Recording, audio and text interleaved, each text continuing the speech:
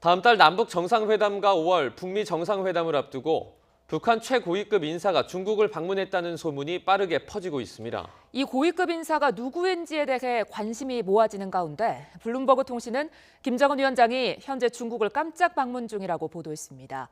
취재기자 전화 연결합니다. 박경석 기자. 네, 보도국입니다. 네, 밤사이 지금 여러 이야기들이 나오고 있는데요. 블룸버그 통신이 김정은 위원장이 중국을 방문했다고 구체적으로 보도를 했습니다.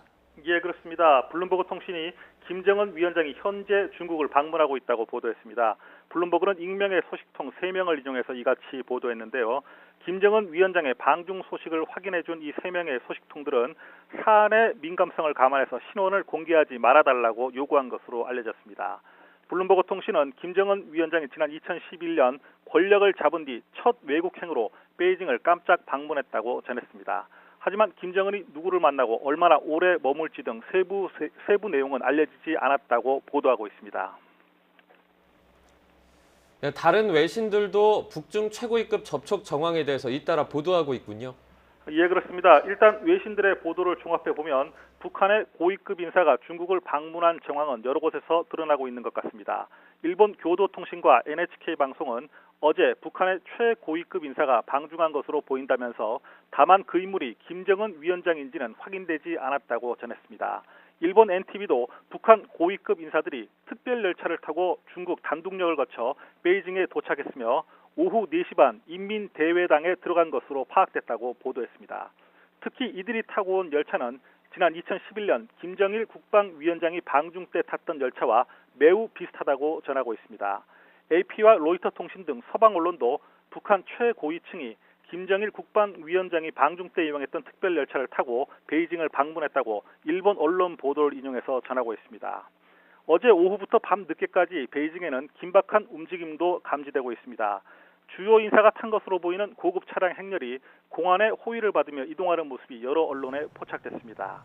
베이징 인민대회당 주변엔 삼엄한 경비가 펼쳐졌고 북한 대사관 번호판을 단 차량들이 주차되어 있는 모습도 확인됐습니다.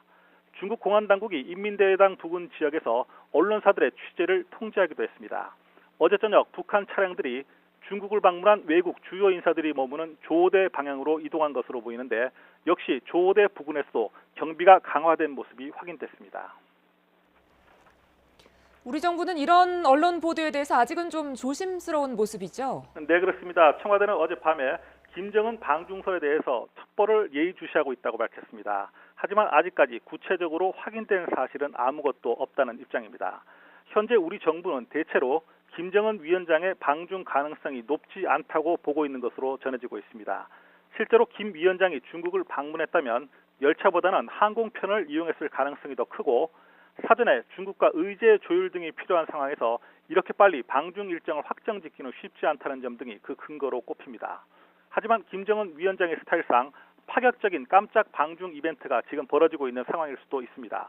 또 다음 달 남북 정상회담, 5월 북미 정상회담을 앞두고 그동안 소원해진 북중 관계를 개선할 필요성도 있기 때문에 북한과 중국의 고위급 접촉이 이루어졌을 가능성도 적지 않습니다. 그래서 일부에서는 김 위원장의 동생인 김여정 당 중앙위 제1부부장이나 최동해 노동당 부위원장이 현재 중국을 방문하고 있는 게 아니냐는 관측도 나오고 있습니다. 지금까지 보도국이었습니다.